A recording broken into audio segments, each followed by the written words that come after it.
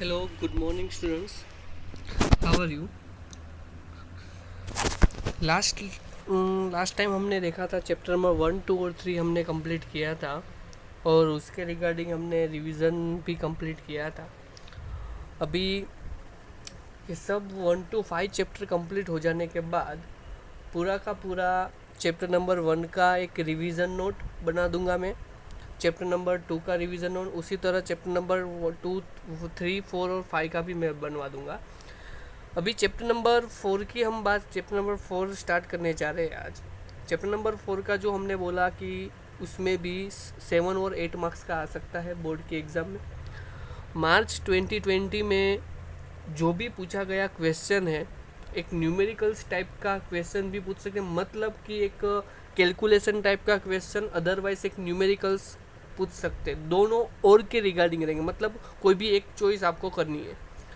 यहाँ पर मार्च 2020 में जो भी एग्ज़ाम थी हमारी बोर्ड की एग्ज़ाम, गुजरात की बोर्ड की एग्ज़ाम में, उसमें दिया हुआ है एक क्वेश्चन दिया हुआ है, अप्लाई द बायो-सावर्ट लॉ के जो बात की हुई है उसमें मैग्नेटिक फील्ड हमको फाइंड आउट करना है, उसका एक क्वेश्चन दिया हुआ है।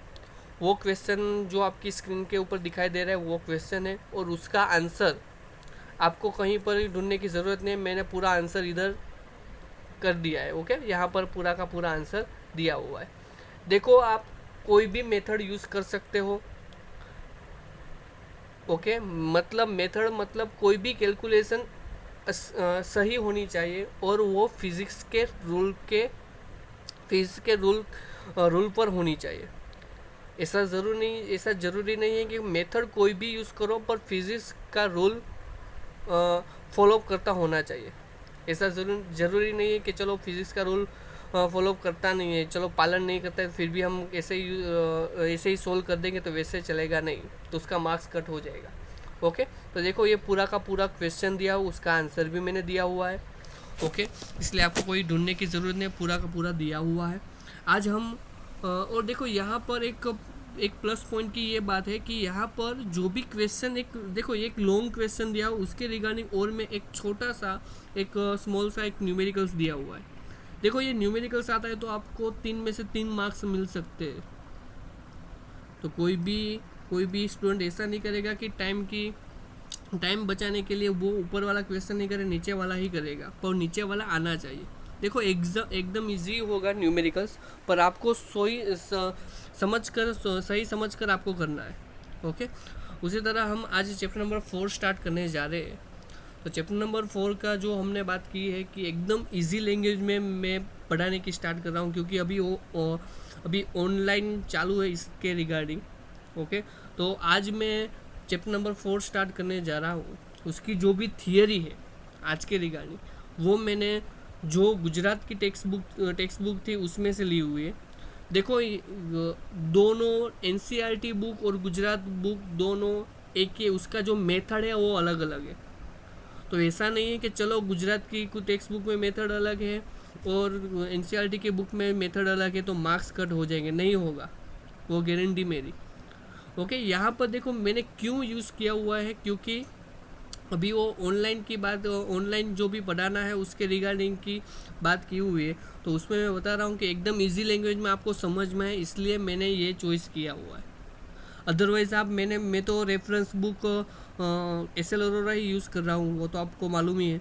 ओके, एस एल अरोरा ही बेस्ट में से बेस्ट बुक्स है जो जिसमें इजीली एकदम इजी दिया हुआ है, कोई भी थियरी एकदम इजी दिया हुआ है, कोई भी न्यूमेरिकल्स भी इजी दिया हुआ है।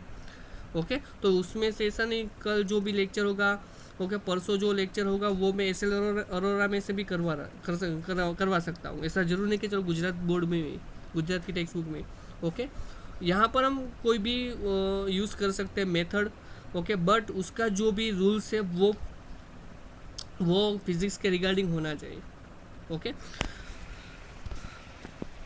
Chapter number 4 magnetic effect of current. देखो यहाँ पर मैग्नेटिक इफेक्ट ऑफ करंट की बात की हुई है।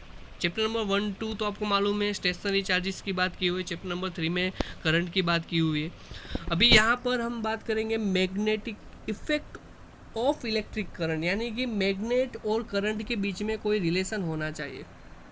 तो उसके रिगार्डिंग ही हमको इलेक्ट्रोडायनेमिक्स और अदरवाइज इलेक्ट्रोमैग्नेटिज्म दोनों की ब्रांच की एक ब्रांच स्टार्ट की थी, तो उसको बोलेंगे हम इलेक्ट्रोमैग्नेटिक भी बोलेंगे, इलेक्ट्रोडायनेमिक्स भी बोलेंगे, और इलेक्ट्रिसिटी और मैग्नेटिज्म का कॉम्बिनेशन भी बोल सकते हैं। तो उसका यूज़ तो आपको मालूम ही है। ओके, तो देखो यहाँ पर मैग्नेट और करंट हमारे लिए बहुत इंपॉर्टेंट है। ओके, तो उसके रिगार्डिंग ही हम कोई भी हम कम्युनिकेशन इलेक्ट्रोडायनेमिक्स इस प्राइम इम्पोर्टेंस, यानी कि वो इम्पोर्टेंस है ही। कोई भी मोबाइल फ़ोन ले लो, इसमें इलेक्ट्रोमैग्नेटिक्स का यूज़ तो होगा ही, जिसमें इलेक्ट्रॉनिक्स की भी बात हो और मैग्नेटिक की भी बात हो, दोनों साथ में हो, तो वही हमको इस चैप्टर में पढ़ना है। ओके, तो फर्स्ट स्टार्ट करने वाला कौन था वो था ओस्टेड। तो ओस्टेड ने एक ऑब्जर्वेशन किया था। ओस्टेड ये ऑब्जर्वेशन करना नहीं चाहता था, पर एक्सीडेंटली हो गया था।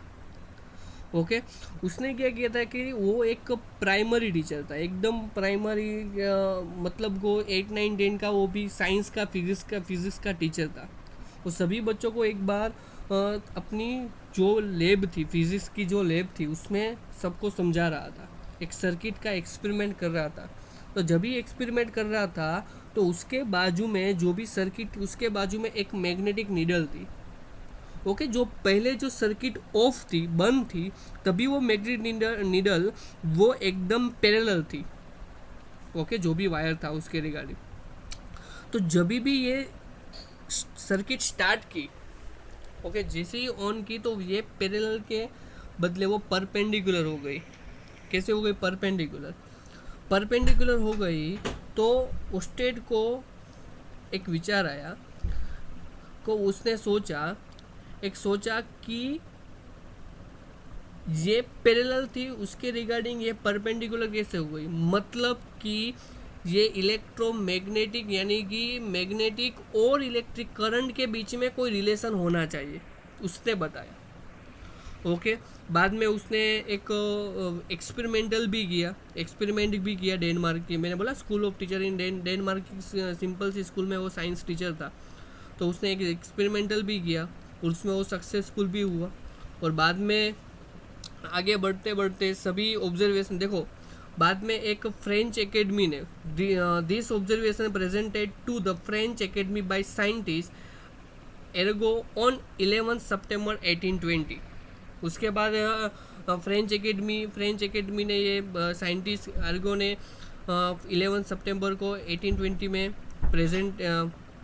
प्रेजेंटेड किया। बाद में बायो सावर हुआ है, बायो और सावर नाम के दो साइंटिस्ट, जिसने मैग्नेटिक फील्ड की बात की, प्रोड्यूसिंग मैग्नेटिक फील्ड, और उसकी डेफिनेशन भी दी। ओके, तो दो साइंटिस्ट है, बायो और सावर। ओके, तो उसने क्या किया था कि पहले उसका एक फॉर्मूला, दो इंटेंसिटी, देखो यहाँ पर क्या दिया हुआ, देखो एनालिसिस किया था, एक्सपेरिमेंटर का पूरा एनालिसिस किया, स्टडी किया, और उसने एक लॉ दिया मैग्नेटिक फील्ड का। The intensity of magnetic field due to electric current element IDL, I मतलब करंट, DL मतलब एक स्मॉल सा part, point of the having the position vector R with the respect the electric current is given by formula dB is equal to mu 0 by 4 pi IDL cross R, ready, unit vector R, okay, divided by R square. देखो यहाँ पर dB मतलब small सा magnetic field, एक small सा। तो आपको लग रहा है कि ये फॉर्मूला आया कहाँ से? तो ये डायरेक्टली फॉर्मूला है। ओके, उसका पूरा का पूरा थियरी है, वो मैं आपको पूरा एक पेज आपको स्टार्ट करेंगे तभी मैं आपको बताऊंगा। ओके, मतलब एक डायरेक्टली फॉर्मूला ही आपको याद रखनी है, क्योंकि इसका यूज़ आगे होगा। Okay, IDL cross R, unit vector. Okay, देखो यहाँ पर IDL मतलब क्या है? Current element is product the electric current, DL the of a conductor very small length, मैंने बोला एकदम स्मॉल लेंथ से, mu 0 magnetic permeability of vacuum. Okay, और उसका वैल्यू क्या है? 4 पाई इंटू 10⁻⁷। उसका unit tesla metre per ampere है। Okay, unit vector R, okay, R vector R divided by mod vector R, unit vector along the direction of R। Okay, जैसे ही हम R unit vector R की value put करेंगे तो क्या हो जाएगा, ideal cross R divided by R cube, एक वन आर कट हो जाएगा तो क्या हो जाएगा, mu zero divided by 4 pi ideal sine theta, cross निकल जाएगा तो साइन थीटा आएगा, आपको मालूम है। यहाँ पर वेक्टर की बात की हुई है, डॉट होगा तो कोस थीटा होगा divided by R square, where the theta is the angle between of D L और आर। अभी देखो ये एक्सपेरिमेंट, ये फॉर्मूला तो दे दिया है, तो ये पूरा का पूरा कैसे आता है, उसका एक्सप्लेनेशन कैसे दिया हुआ देखो।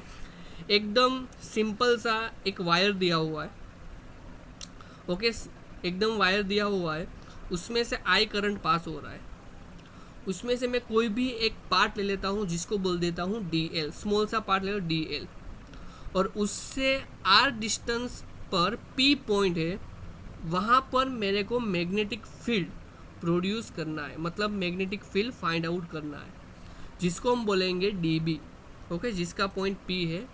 और आइडियल का जो भी वेक्टर है और डी एल के बीच में जो भी रहेगा उसको बोलेंगे हम, इसको एंगल रहेगा थीटा, डी एल और आर के बीच में रहेगा वो एंगल बनेगा वो थीटा, ओके। देखो दिया हुआ है, कोई भी ले सकते हो, D L one D L two, जैसे एंड तक हम ले सकते हैं, उसमें से मैं एक ही पार्ट ले रहा हूँ।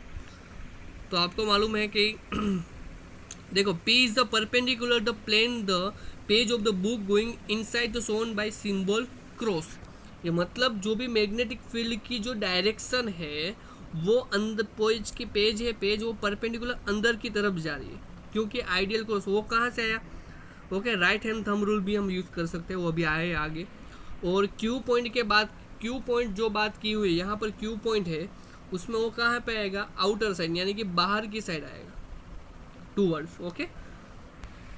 हमने एक पॉइंट की बात की, मेरे पास स्मॉल पार्ट का तो मैग्नेटिक फील्ड है mu zero I by ideal R divided by R square, तो मेरे को पूरा का पूरा पार्ट का फाइंड आउट करना, मेरे को इंटीग्रेशन में कर दूंगा, इंटीग्रेशन कर दूंगा तो मेरे को क्या हो जाएगा, mu zero B is equal mu zero I by 4 pi I D L cross R divided by R cube, okay. यहाँ पर दिया हुआ है राइट हैंड थंब रूल, जो देखो राइट हैंड थंब रूल कैसे यूज़ करेंगे, देखो यहाँ पर दिया हुआ है कि note the Biot-Savart law is inverse square law like a Coulomb's law and Newton's universal law of gravitational, okay. दोनों का बायो-सावर्ट लॉ है वो कूलम्स लॉ और न्यूटन्स के लॉ ऑफ ग्रेविटेशनल के रिगार्डिंग ही है, ओके। दोनों इक्वली, तो सब इक्वली, क्योंकि यहाँ पर आर स्क्वायर डिवाइडेड में सब में आ रहा है, इसलिए राइट हैंड थंब रूल क्या है, राइट हैंड थंब रूल मतलब जो मेरे पास वायर है, जिस डायरेक्शन में करंट पास हो रहा है, ऊपर की तरफ हो रहा है, तो उसकी तरफ थंब रखना है, कौन सा, राइट वाला, जो राइट हैंड थंब रूल की बात कर रहा हूँ उसके लिए राइट हैंड थंब रखो, तो जब भी वो हमारी फिंगर, जो भी फिंगर हमारी जो मतलब घूम रही है, जो भी वो फिंगर वो कर्व बना रही है, रेडी, कवर कर रही है, जो भी, उसको बोलेंगे हम, क्या बोलेंगे, मैग्नेटिक फील्ड जो भी रहेगा वो उस डायरेक्शन में रहेगा, रेडी। देखो यहाँ पर दिया हुआ है magnetic field every point the circumference of the circle the radius of the OP along the tangent for the finding the direction of the magnetic field and the right hand thumb rules as a follow, मैंने बोला उसी तरह, okay. तो उस direction में रहेगा, सब उसके रिगार्डिंग ही रहेगा मैग्नेटिक फील्ड, ओके। ये क्वेश्चन हो गया। अभी बात कर रहा हूँ magnetic field at a point on the axis of the circular ring carrying current, okay. उसमें दिया हुआ है हमारे पास